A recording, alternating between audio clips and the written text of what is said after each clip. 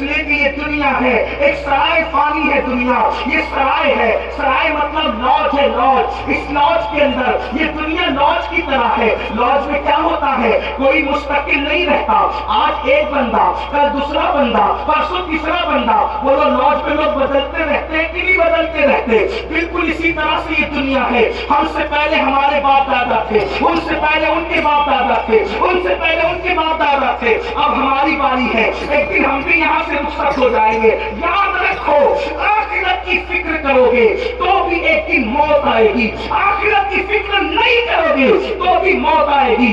آج مسلمان اپنی آخرت کو بھول چکا ہے اور قرآن کہہ رہا ہے اے ایمان والو اللہ سے ڈرو اور آخرت کے لیے کیا بھیج رہے ہو اس سلسلے میں غور کرو، اس سلسلے میں فکر کرو۔ اور پھر قرآن کہتا ہے واتقوا اللہ، اللہ سے ڈرو، پھر ڈرنے کی بات کرتا ہے ان اللہ، بے شک اللہ خبیر بما تعملون، اللہ تمہارے ایک ایک پل کی خبر رکھتا ہے، تمہارے اعمال کی خبر رکھتا ہے۔ رات کی تاریکی میں کیا کرتے ہو اللہ دیکھ رہا ہے، دن کے اجالے میں کیا کرتے ہو اللہ دیکھ رہا ہے، کیسے کھاتے ہو، کیا کھاتے ہو، حلال کھاتے ہو کہ حرام کھاتے ہو، اللہ دیکھ رہا ہے۔ اللہ اکبر، انسان جس کے دل میں آخرت کی فکر پیدا ہوتی ہے وہ انسان اپنے آپ کو گناہوں سے بچا لیتا ہے، اور جب آخرت کی فکر نکل جاتی ہے تو انسان آوارہ ہو جاتا ہے۔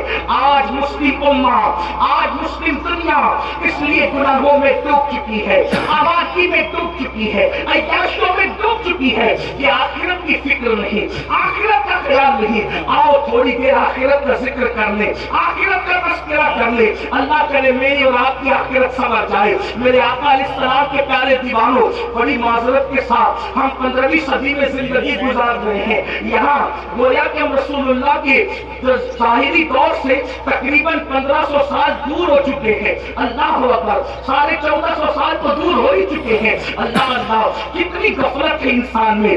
پہلے کا دور یہ تھا پوری پوری رات مصلی پہ گزارتے تھے، پھر بھی اللہ سے ڈر کے کہتے تھے اللہ قیامت میں تو ہم سے کیا پوچھے گا اور ہم تجھے کیا جواب دیں گے۔ یہ فکر تھی فکر، اور آج یہ ہے فلمیں دیکھ رہے ہیں، سیریل دیکھ رہے ہیں، شراب پی رہے ہیں، جوا کھیل رہے ہیں، سود کے دھندے کر رہے ہیں، ماں باپ کا دل دکھا رہے ہیں۔ کون سا وہ گناہ ہے جو مسلم امہ کے اندر موجود نہیں؟ بڑے بڑے جرائم، بڑے بڑے گناہ، بلکہ وہ گناہ کر رہے ہیں جس میں آسمان پھٹ کے زمین پہ گر جائے۔ پتا ہے ایک گناہ ایسا بھی ہے جس کی وجہ سے آسمان پھٹنے لگتا ہے، اگر فرشتے نہ پکڑ لیں تو آسمان پھٹ کے گرے۔ وہ کون سا گناہ ہے؟ اللہ اکبر، حضرت سیدنا فقیہ اللہ سمرقندی فرماتے ہیں کہ جب کوئی مرد کسی مرد کے ساتھ بدفعلی کرتا ہے، جب کوئی نوجوان کسی نوجوان کے ساتھ بدفعلی کرتا ہے تو اس وقت اللہ کا عرش کانپنے لگتا ہے، خدا کے عرش پر زلزلہ طاری ہوتا ہے، عرش پر کپکپی کی کیفیت طاری ہوتی ہے، اور قریب ہوتا ہے کہ آسمان پھٹ کر کے زمین پہ گر جائے۔ فرشتے آسمان کے کونے پکڑ کر قل ہو اللہ شریف کی تلاوت شروع کر دیتے ہیں، اور آسمان کے فرشتے جب قل ہو اللہ احد کی تلاوت کرتے ہیں تو ان کی تلاوت کی برکت سے وہ کیفیت ختم ہو جاتی ہے۔ آپ مجھے بتائیں کیا یہ گناہ قوم مسلم میں موجود نہیں؟ اللہ کے رسول علیہ السلام نے فرمایا کہ قریب قیامت زمانہ آئے گا، لڑکے لڑکوں کے ساتھ برائی کریں گے، ایسے لڑکیوں کے پر جیسے غیرت کی جاتی ہے ویسے لڑکوں پہ غیرت کی جائے گی، جیسے لڑکیوں سے منگنی کی جاتی ہے ویسے لڑکوں سے منگنیاں کی جائے گی۔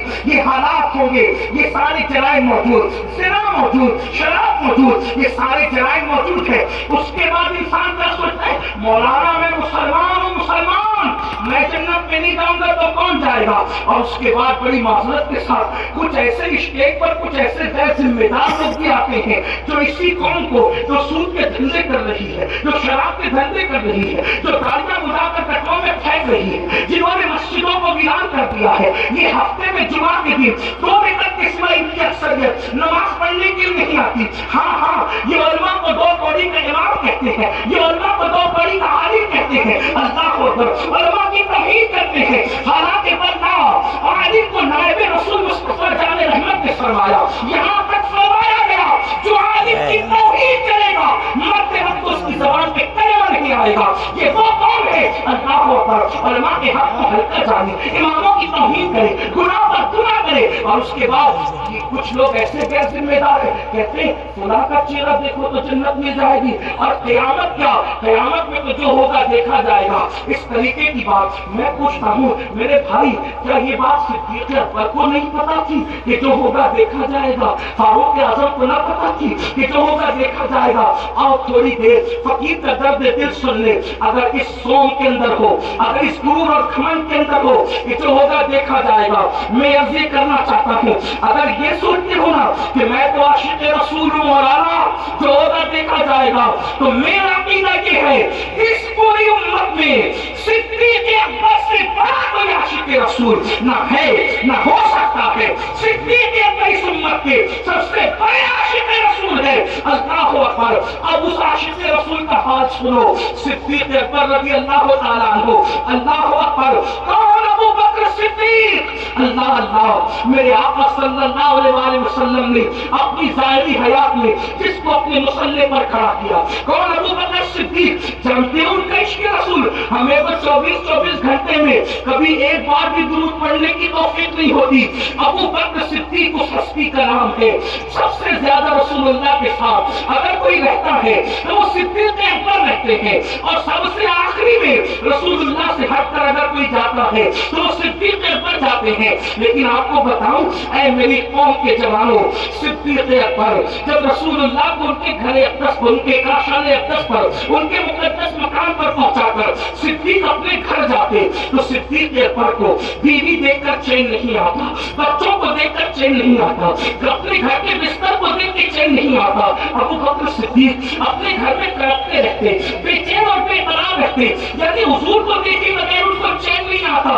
बल्कि सिद्दीक़ अकबर कहते हैं हुजूर मेरी तो तमन्ना ये है कि चेहरा आपका हो और निगाहें मेरी हो, बस मेरी आंखें आपके चेहरे को तकती रहा करे, बस मेरी तमन्ना ये है। सिद्दीक़ अकबर अपने घर को लौट कर जाते तो बेचैन रहते, जब बेचैनी बर्दाश्त नहीं होती तो अपने घर से निकलते और रसूलुल्लाह की चौखट पर आते। मेरे आका के घर पे पर्दा पड़ा रहता तो सिद्दीक़ अकबर अपना रुखसार नबी की चौखट पे रख देते, कभी ये रुखसार कभी ये रुखसार। इसी तरह रात गुजर जाती, जब सुबह होती हुजूर अकरम नूर मुजस्सम सल्लल्लाहु अलैहि वसल्लम जब अपने काशाने अक़दस के दरवाजे से पर्दा हटाते तो देखते कि अबू बकर सिद्दीक़ हुजूर की चौखट पे पड़े हुए हैं। वो आकर इरशाद फरमाते अबू बकर कौन सी ज़रूरत तुमको यहाँ लाई है? तो सिद्दीक़ अकबर कहते या रसूल अल्लाह आपके बगैर मेरे घर में मुझे चैन नहीं आता, मुझे करार नहीं आता। तो जब चैन नहीं आता तो मैं सोचता कि आपका चेहरा ना सही आपकी चौखट पर रात गुजार दूं, ताकि जब सुबह हो सबसे पहले अबू बकर किसी का चेहरा देखे तो अपने महबूब मोहम्मद रसूलुल्लाह का चेहरा देखे, और सबसे पहले गुनाहों में नबी की नजर जिस